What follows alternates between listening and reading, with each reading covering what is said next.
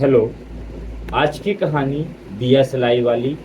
इसे Hans Christian Anderson ने लिखा है और इसे डेनिश भाषा से हिंदी में ट्रांसलेट किया गया है। दिया सलाई वाली। कड़ाके की सर्दी पड़ रही थी, बर्फ गिर रही थी और अंधेरा छा गया था। संध्या का आगमन हो रहा था। वर्ष की यह अंतिम संध्या थी। सर्दी और अंधकार में एक लड़की नंगे सिर और नंगे पैर सड़क पर चली जा रही थी। जब वह अपने घर से चली जब वह अपने घर से चली थी तब उसके पैर में जूते थे, परंतु वे भला किस काम के थे। वे जूते बहुत बड़े थे और अभी तक उन्हें उसकी माँ काम में लाती थी, इतने बड़े थे वे। दो गाड़ियां बड़ी तेजी से आ रही थी। लड़की सड़क पार करने लगी, तभी वे जूते उसके पैर से छूट गए। एक जूते का तो पता ही न लगा और दूसरे को एक लड़का छीनकर भाग गया। उसने सोचा कि जब वह बड़ा होगा और उसके बच्चे होंगे तब वह उनके लिए उस जूते का झूला बना लेगा। फलत बेचारी छोटी लड़की नंगे पैर सड़क पर जा रही थी। उसके पैर सर्दी के कारण लाल नीले हो रहे थे। अपने पुराने कपड़े में वह दिया सिलाई छिपाए हुए अपने पुराने कपड़े में वह दिया सिलाई छिपाए हुए थी। उसके हाथ में भी दो दिया सिलाइयों का डब्बा था। किसी ने दिन भर में उससे एक भी दिया सिलाई नहीं खरीदी थी और उसे एक भी पैसा नहीं मिला था। सर्दी और भूख से कांपती हुई वह रेंगती हुई आगे बढ़ रही थी।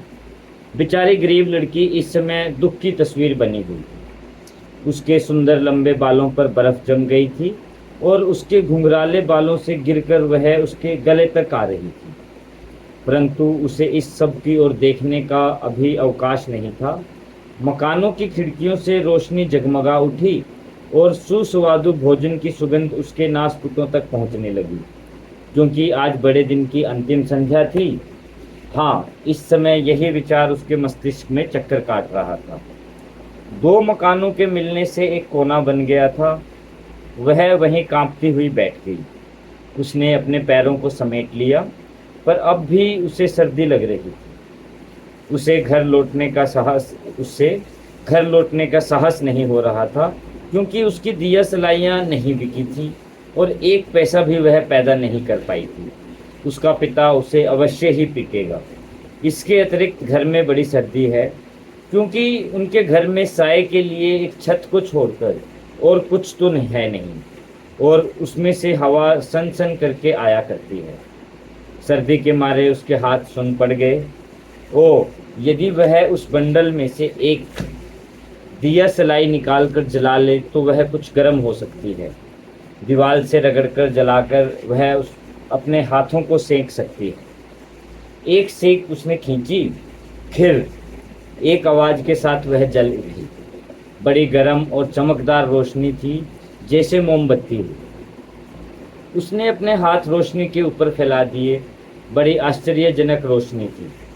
लड़की को ऐसा जान पड़ा जैसे वह किसी चमकदार बड़े से स्टोव के सामने बैठी हुई हो, जिसके पैर पीतल के बने हों और उस पर पीतल का एक ढक्कन लगा हो। आग कैसी जल रही थी, कितना आनंददायक था।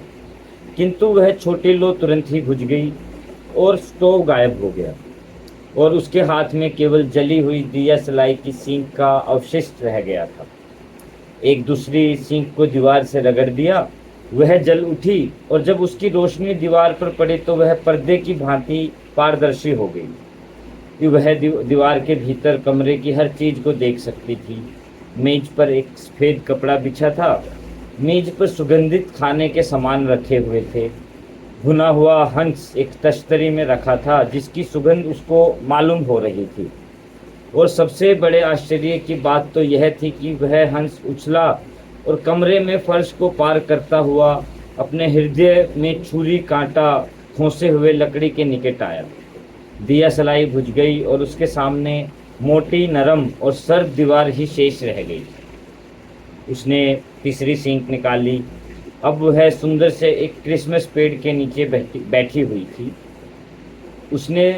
यह पेड़ उससे कहीं बड़ा और सजा हुआ था, जिसे उसने उस सौदागर के घर की खिड़की से झांक कर देखा था। इसकी हरी हरी शाखाओं पर हजारों मोमबत्तियां जल रही थी। उन पर बाजार की दुकानों से रंग बिरंगी तस्वीरें लगी हुई थी।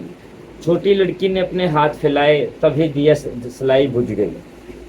क्रिसमस का प्रकाश ऊपर की ओर उठने लगा। अब वह आकाश के तारों की भांति दिखाई पड़ रही थी। उनमें से एक नीचे गिर पड़ी और आग की एक लंबी रेखा से खिंच गई। जरूर कोई मर रहा है, छोटी लड़की ने सोचा, क्योंकि उसकी दादी ने अकेली वही उससे प्यार करती थी, पर अब वह मर चुकी थी।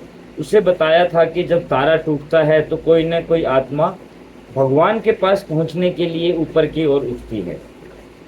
उसने एक और सेंक दीवार से रगड़कर जलाई, फिर रोशनी चमक उठी और उस रोशनी में उसकी सुंदर कोमल दादी का मुख चमकने लगा।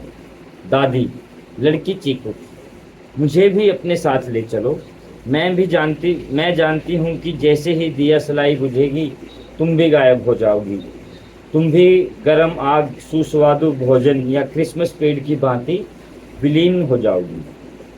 और उसने जल्दी से दिया सलाइयों का पूरा बंडल रगड़कर जला दिया, क्योंकि वह अपनी दादी को रोके रखना चाहती थी। और दिया सलाइयाँ इतनी तीव्रता के साथ जल उठी कि दिन की दोपहर के भांति चारों ओर रोशनी हो उठी। दादी को उसने इतनी सुंदर और इतनी बड़े पहले कभी न देखा था।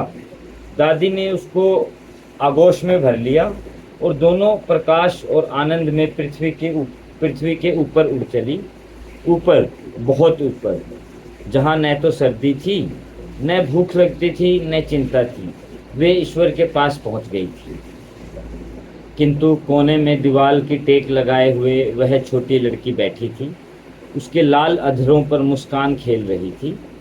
वर्ष की अंतिम संध्या को वह सर्दी से जमकर मर चुकी थी।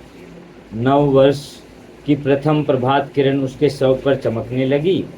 लड़की अब भी वहाँ बैठी थी, सर्दी से अकड़ी हुई।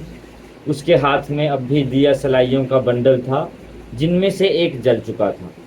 लोगों ने कहा वह अपने को गर्म करने का प्रयत्न कर रही थी, परंतु यह किसी को पता नहीं था कि उसने कितने सुंदर दृश्य देखे और कितनी खुशी के साथ वह अपनी दादी के संग नव वर्ष दिवस के पास चली गई। Thank you so much.